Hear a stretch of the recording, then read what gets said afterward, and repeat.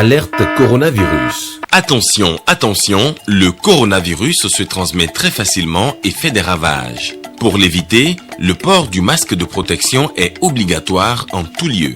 Dans l'administration publique ou privée, dans les réunions, les rencontres, dans les marchés, les magasins, les boutiques et lors des déplacements, le port du masque est obligatoire. Même dans les lieux privés, dès lors que l'on n'est pas seul, le masque doit être le fidèle compagnon. Mais attention, le port de masque de protection ne dispense nullement d'appliquer les autres mesures de prévention, notamment le lavage des mains à l'eau et au savon et l'observance de la distance de sécurité sanitaire d'au moins 1 mètre entre personnes. Enfin, s'abstenir de porter des gants en vue du lavage régulier des mains à l'eau et au savon ou de l'application de gel hydroalcoolique. Pour tout savoir sur l'épidémie du coronavirus au Bénin, rendez-vous sur le site web www.gouv.bj/coronavirus. Ceci est un message du gouvernement de la République du Bénin. Mesdames, Messieurs, bonsoir. Merci de votre fidélité. Voici le sommaire de ce 20h. Contre les effets de la crise du coronavirus, le gouvernement oppose toute une batterie de mesures sociales. Même le secteur informel est pris en compte. L'agenda de mise en œuvre de ces actions sociales a été dévoilé aujourd'hui. Un nouveau format d'acte de naissance sera bientôt introduit au Bénin. Les contours de ce nouveau document sont cernés par la chaîne d'établissement de la carte d'identité et du passeport.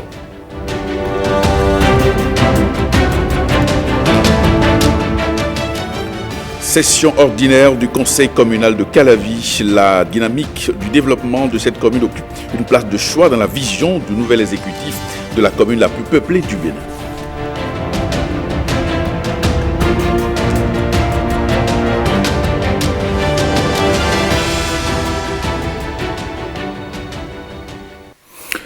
Vous le savez sans doute, la pandémie de coronavirus affecte énormément la productivité, aussi bien des entreprises que des travailleurs du secteur informel. Alors pour soulager toutes ces masses laborieuses, le gouvernement a annoncé un certain nombre de mesures sociales. Nous en sommes à la phase opérationnelle de cette décision. Au détour d'une conférence de presse ce samedi, les cadres de l'administration des finances et les cadres des affaires sociales ont expliqué l'agenda de mise en œuvre de ces mesures. Herman Amegan. La Covid-19 n'affole pas les compteurs qu'au plan sanitaire. Elle met également en berne l'écosystème des entreprises. Hôtels, agences de voyage, transports en commun, restaurants, bars et bien d'autres secteurs sont dûment touchés. Le gouvernement réagit au vif par des mesures sociales en guise de soulagement.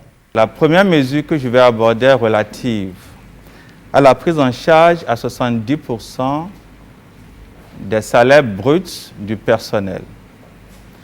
Cette mesure est adressée aux hôtels qui n'ont pas fait l'objet de réquisition dans le cadre de la mise en quarantaine systématique des cas suspects de la COVID, des restaurants, des agents de voyage et des entreprises de transport de personnel. Je voudrais préciser qu'il s'agit du salaire brut, donc avec les charges sociales. La deuxième mesure que je vais aborder est relative à la prise en charge intégrale des factures d'électricité et d'eau sur une période de 3 mois. Les entreprises concernées sont les hôtels non réquisitionnés par l'État, les restaurants et les agences de voyage. La troisième mesure concerne les agents de voyage. L'État s'est proposé de prendre en charge intégralement et sur 3 mois les loyers commerciaux de ces agences. Ici, les données sont expliquées avec minutie aux ayants droit, structure formelle ou non. Le gouvernement joue la carte du bien-être pour tous en faisant jouir ces mesures au prorata de la nature des cibles concernées. Il y a des gens qui sont de petits métiers, il faut quand même les soutenir afin qu'ils ne tombent dans la vulnérabilité. De la même manière, avant de sortir de la crise sanitaire, il faut que les conditions nécessaires soient réunies pour que, en matière de relance économique, tous ceux-là puissent facilement se mettre à la tâche pour ne pas vraiment se retrouver à fermer leurs petites entreprises, ainsi de suite. Et donc, les conducteurs de taxi bus, les conducteurs de taxi transfrontaliers, les conducteurs de taxi intervilles, les télétaxis, les conducteurs de bacs motorisés. Et pour ce qui concerne les promoteurs tenanciers et employés de bars, restaurants, maquis, nous avons essayé de prendre en compte les propriétaires de bars, restaurants, les propriétaires de pâtisseries, des cafétérias, des tenanciers ou employés de ces mêmes entreprises ou petites entreprises là ont été ciblés également. La vendeuse, celle qui allait à Tokpa, celle qui allait à Lomé, mais aujourd'hui le marché, la frontière est fermée. Toutes ces petites personnes qui avaient de petits commerces de proximité dans leur quartier, qu'est-ce qui est prévu? Toutes préoccupations, éclaircissements ou suggestions sont prises en compte. Les responsables des fêtières des secteurs ciblés ébauchent un léger sourire de soulagement, surtout lorsqu'il leur est annoncé un certain nombre de mesures d'allègement pour contracter des crédits dans les banques. La pandémie rend encore beaucoup plus sceptiques les banques qui ne veulent plus prendre de risques. Et donc, pour pouvoir éviter cela et que les entreprises qui ont besoin de financement, aussi bien des financements de trésorerie parce qu'ils sont en difficulté ou des engagements à la banque et qui n'arrivent plus à honorer donc le refinancement de leurs dettes, ou en plus ceux qui veulent porter des investissements, cette mesure a été mise en place. L'objectif, c'est que l'État va prendre en charge pendant 3 ans les taux d'intérêt pour qu'à la sortie, quand les entreprises vont demander un crédit, ils aient le taux à 0%. Soulager, c'est la vision. Face à une pandémie qui manifestement s'extasie, l'État tente de limiter les dégâts au plan social aussi pour accroître la résilience des entreprises et des ménages. Et 5 émissaires du gouvernement ont eu une séance avec les usagers responsables des marchés du Bénin. Objectif, sensibiliser les usagers au respect des mesures barrières. Le point de cette séance avec Arcel Dancy, Louis Coudebois. On ne peut pas laisser des récalcitrants en liberté pour contaminer des Béninois disciplinés. Donc nous avons un problème à traiter. C'est une séance aux allures d'un ultime avertissement. Nous sommes ici au ministère de la Santé. 5 émissaires du gouvernement montent au créneau pour tirer la sonnette d'alarme. Il y a rarement tant de sujets pour lesquels le gouvernement appelle la société civile, tous les corps, pour en parler. Pourquoi le gouvernement agit comme ça? C'est que cette fois-ci, c'est un malheur qui nous est arrivé qui emporte des vies humaines. Et ce malheur, on sait que ça a commencé en mars 2020, mais on ne sait pas quand est-ce que ça va finir. Nous avons noté que les gestes barrières ne sont pas observés. C'est un constat. Si c'est observé, c'est que c'est relativement exceptionnel. En principe, beaucoup de gens devraient l'observer. À l'heure où les chiffres explosent et le virus poursuit inexorablement son cycle de contamination dans les villes et campagnes, le comportement de certains Béninois laisse encore à désirer. Ceux-ci sont moins précautionneux aux foules aux pieds, les règles basiques liées à l'observation des gestes barrières. Des mesures urgentes doivent alors être prises. Le traitement de ce problème passe par la sensibilisation. J'observe que vous avez des associations de marché. Les responsables sont là, sont intervenus. Et des responsables qui viennent même de loin, de Sékou, de Tori ou d'Adjara. Donc ce n'est pas les marchés de Cotonou seulement. Les mesures de distanciation, nous n'avons pas besoin de mettre la police pour faire respecter ça au niveau des marchés. Ça, c'est votre organisation interne, avec les usagers, les différentes présidentes qui ont pris la parole, nous aider à faire respecter ça au niveau de chaque étalage. Maintenant, masque, million, même si nous vous donnons des millions de masques, les plus têtus ne les mettront jamais. Mais le gouvernement jouera son rôle. Mais responsable,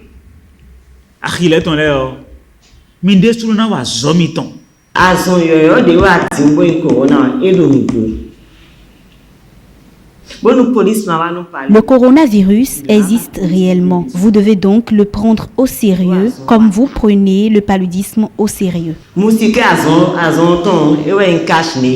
Les usagers et responsables des marchés du Bénin mesurent l'ampleur de la situation. Les gestes d'hygiène n'étant pas partout respectés, ils promettent de faire passer le message de sensibilisation jusqu'aux derniers usagers du marché. Le port de masque est une obligation. C'est pour cela que nous en avons 2 au moins. Nous devons respecter les consignes du gouvernement. Ceux qui vont enfreindre aux règles seront punis. Le constat fait aujourd'hui est celui d'un relâchement par rapport à l'observation des gestes barrières. Cette séance vient ainsi à point nommé pour fixer les uns et les autres sur l'urgence de l'heure. Toute action concertée pour contenir la propagation de la pandémie. Dans tous les cas, les autorités entendent sensibiliser une énième fois avant de passer à la phase de répression. Et puis la lutte contre le coronavirus est également prise au sérieux dans les communes de Toribocito, Ouida et Kouamassé. Eh bien, ces collectivités décentralisées viennent de bénéficier des dispositifs de lavage des mains. C'est un reportage signé Rebecca Kédian et Jules Akoiko. 400 dispositifs de lavage des mains pour 3 communes, Ouida, Kouamassé et Toribocito. Un geste émanant du projet Service d'approvisionnement en eau potable, hygiène et assainissement, AEFA. Un projet élaboré et mis en œuvre par Oxfam avec une subvention du Fonds acteur non étatique du programme OMI Delta, financé par l'ambassade du Royaume des Pays-Bas et géré par l'Organisation néerlandaise de développement. Et depuis l'apparition du coronavirus au Bénin, les acteurs du dit projet se sont également donnés pour mission de mener des actions pour l'éradiquer. En étroite collaboration avec nos partenaires et les parties prenantes à tous les niveaux de l'administration gouvernementale, nous intensifions nos actions de prévention et de sensibilisation pour freiner la propagation de la pandémie par le renforcement de la résilience des populations vivant dans les milieux urbains et ruraux de plus grande vulnérabilité. À la date de ce 25 juin, le Bénin compte 1017 cas confirmés de personnes affectées par la pandémie du coronavirus. 715 sont sous traitement, 288 guéris et 14 décès. Des statistiques inquiétantes qui invitent à davantage de prudence et surtout au respect des mesures barrières. Cet appui du projet Service d'approvisionnement en eau potable, hygiène et assainissement AEFA vient donc comme un apport considérable pour aider les communes de Ouida, Kouamassé et Toribocito à vaincre la pandémie du coronavirus. Des communes d'intervention du projet. Nous félicitons donc Oxfam pour l'initiative, mais aussi tous les autres acteurs pour leur engagement dans la lutte contre cette pandémie. Grande a été notre joie, parce que ce besoin existait énormément et on réfléchissait à comment combler ce besoin. Je voudrais exhorter les maires bénéficiaires à sensibiliser davantage les populations pour une utilisation effective de ces dispositifs de lavage de mains. Ces dispositifs de lavage des mains seront répartis dans les établissements scolaires des 3 communes bénéficiaires ainsi que les arrondissements. Des campagnes de sensibilisation sont également prévues pour exhorter les populations au respect strict des mesures barrières. Seul gage de la victoire sur la pandémie du coronavirus au Bénin. On reste dans le secteur de la santé, mais pour parler d'une autre problématique, eh bien, le lien entre le cerveau et l'intestin, eh bien, ces 2 organes interagissent. L'équilibre de ces 2 organes dépend de la nourriture que nous mangeons. C'est ce que relève Herman Degla, expert en neurosciences appliquées, à travers cet échange qu'il a eu avec Koudou Sablay. Toute maladie démarre de l'intestin. Difficile de le cerner. Ce lien établi par Hippocrate, le père de la médecine, il y a 2500 ans. Quand nous mangeons, il descend dans l'intestin, la nourriture.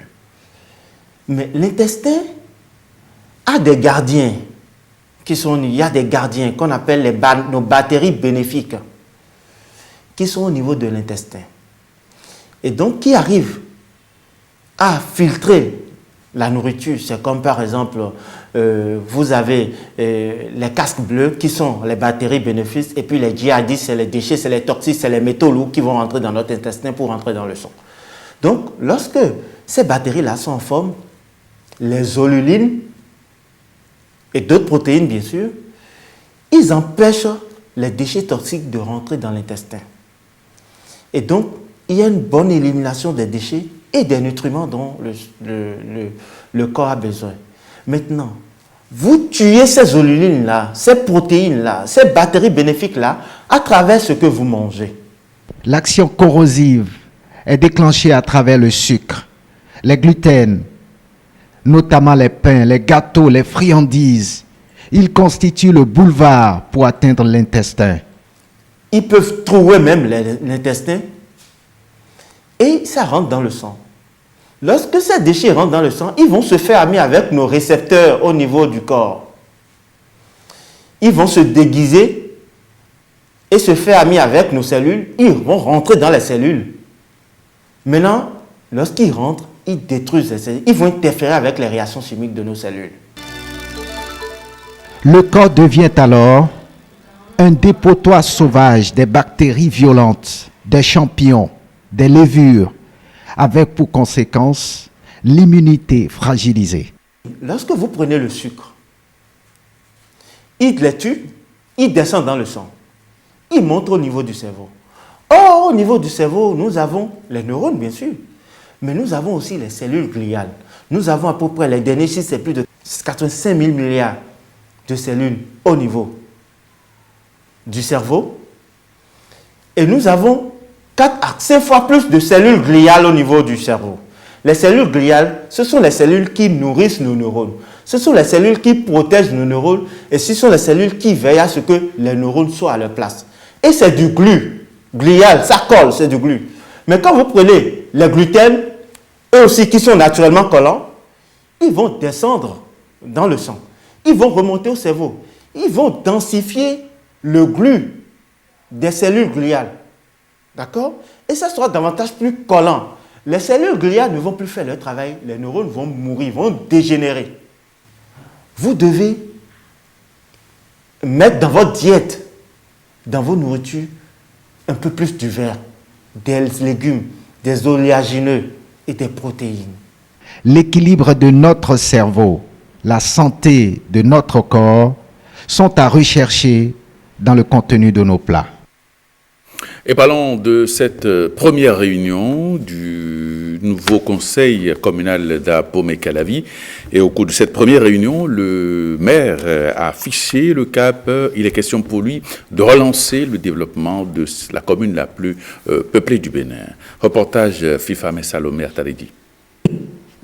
Officiellement installé le 9 juin 2020, le successeur de Georges Bada dirige sa première session ordinaire. Nous allons aborder À l'entame de la session, l'actuel maire de la commune d'Abomey-Calavi fait le point des actions menées par son prédécesseur. Le maire cite notamment au bénéfice de la quasi-totalité des arrondissements des infrastructures socio-communautaires. Boutiques, hangars, modules de classe, bureaux et magasins, clôture d'écoles, mobilier scolaire et didactique.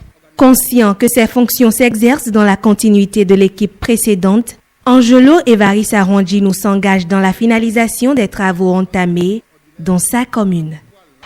Plusieurs autres infrastructures sont en cours de réalisation et feront sous peu le bonheur de nos populations dès leur mise en service.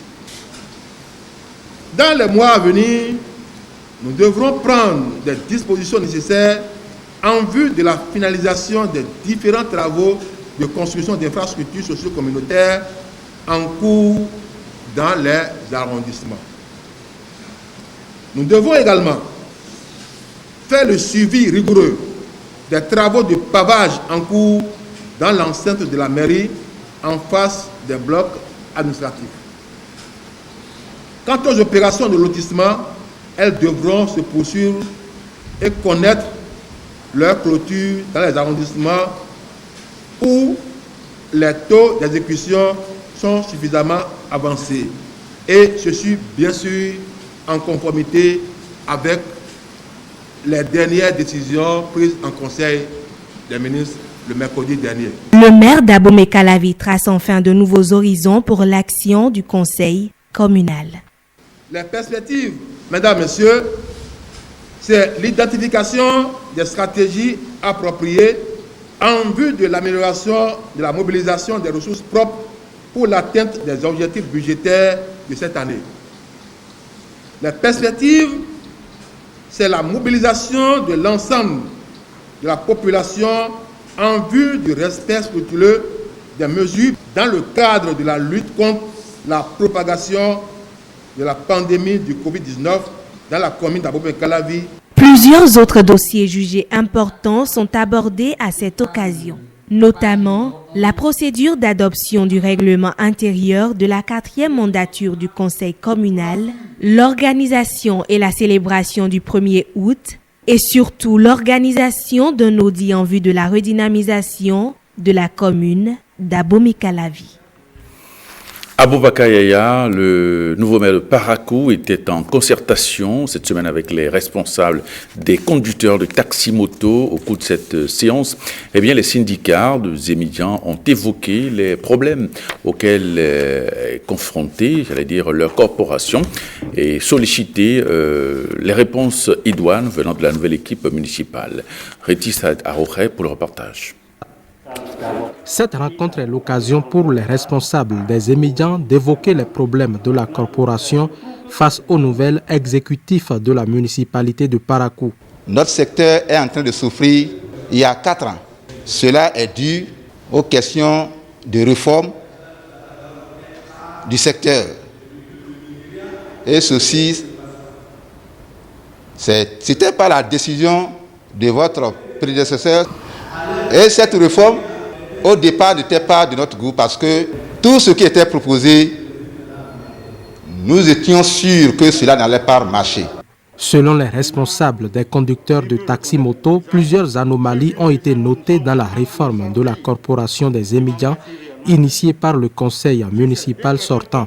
Mauvaise numérotation au dos des chemises et des erreurs dans l'établissement des cartes professionnelles sont entre autres les problèmes évoqués. Sans remettre en cause la réforme des Zémidjan, un comité paritaire est la piste de solution trouvée. C'est de créer ce comité paritaire, bien sûr, et les conducteurs de taxi moto et nous, en une semaine, vous nous faites des propositions. Parce qu'on ne veut pas prendre une décision sans vous, désormais.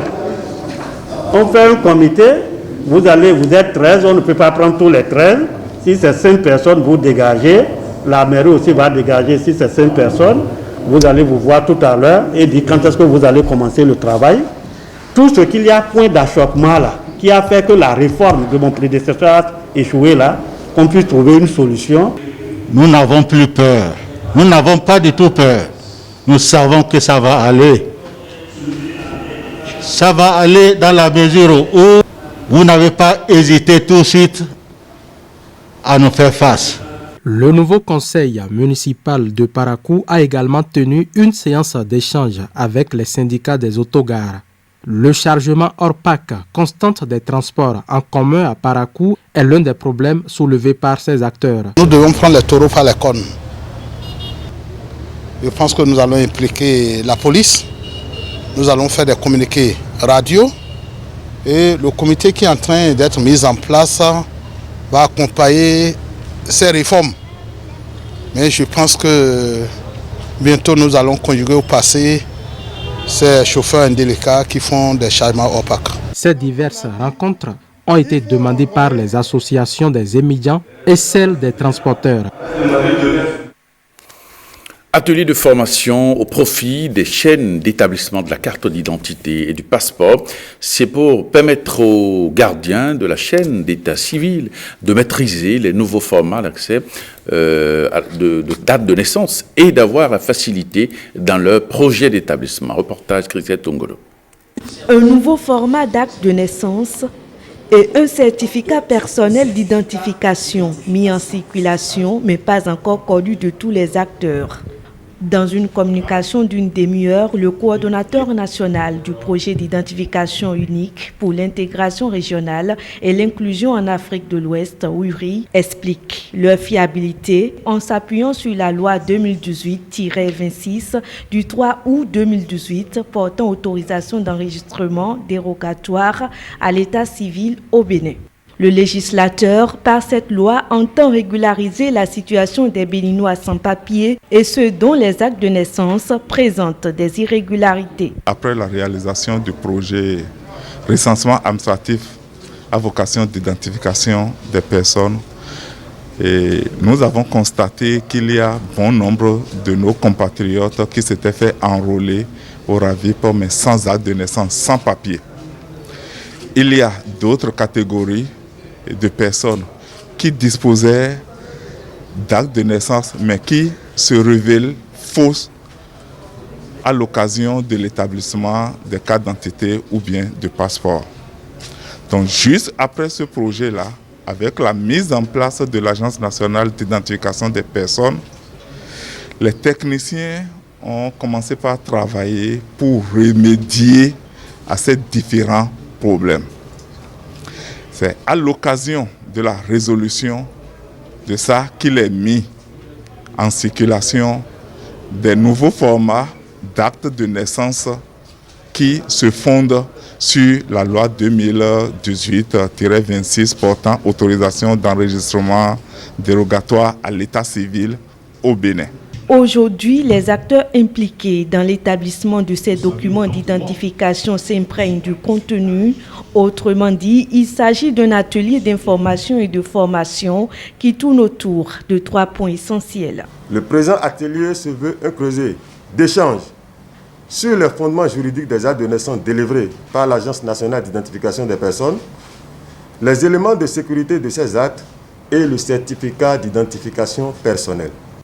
Votre présence à cet atelier est la preuve de votre engagement aux côtés du gouvernement pour faciliter l'accès de notre population aux documents d'identification en République du Bénin. Avec ce nouveau format d'identification, fini les tracasseries liées à l'établissement des actes de naissance, des passeports et tout autre acte d'identification. Les échos du web à présent au Bénin, comme dans le monde, la semaine a été particulièrement mouvementée sur la toile. Au plan national, c'est le décès de l'animateur radio Léonard Tchéké qui donne le ton des échos du web en début de cette semaine. Voici le buzz de ces 7 derniers jours.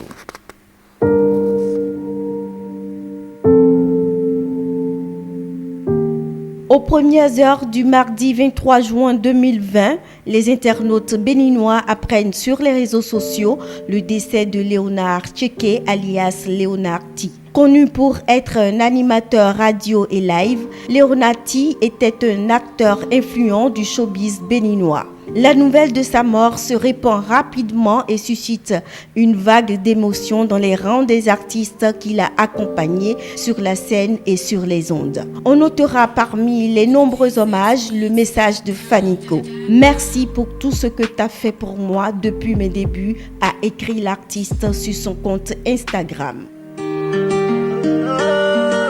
Restons toujours sur la toile béninoise. Lui, il n'est pas mort, mais il fait déjà parler de lui à seulement 16 ans. Junior, c'est son prénom, et ce qui est à l'origine de son buzz, c'est une vidéo qu'il a partagée sur les réseaux sociaux.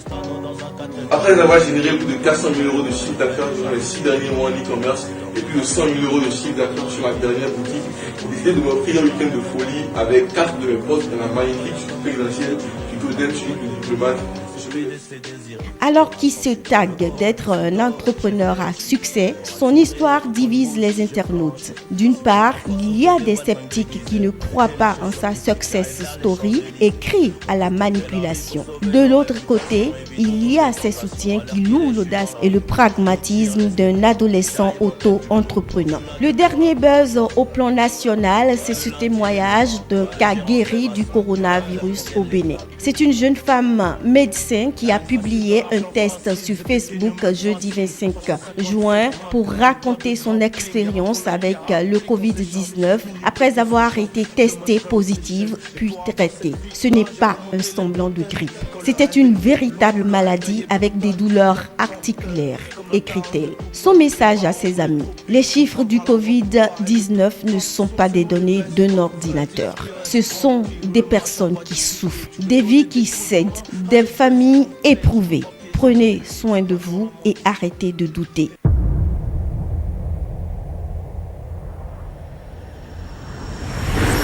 Hors du Bénin, ils ont également fait le buzz cette semaine, les Irokodou Boys. Ce groupe de jeunes réalisateurs vivant dans la ville d'Irokodou au Nigeria est spécialisé dans la reprise des bandes annonces de films à succès avec des moyens très limités. It's a kidnapping. Drug lord's son. Leur dernière réalisation est une reprise de la bande-annonce de la nouvelle série Netflix Extraction. Le succès de cette nouvelle vidéo est tel que les réalisateurs de la série ont réagi sur Twitter en proposant aux Irokodou Boys de venir assister à la première de la saison 2 de la série. Comme quoi, tout arrive dans la vie. The city's on lockdown. Yeah, no shit. The job is fucked, Tyler. Eh bien, vous suivrez dans notre édition de 23h30 quelques informations sur l'actualité internationale, notamment les obsèques de l'ancien président burundais Pierre Nkurunziza et l'élection présidentielle en Pologne. C'est la fin de ce journal. Merci de votre attention. À 23h30, Rachida Biomama pour le JT Soir. Merci et à demain.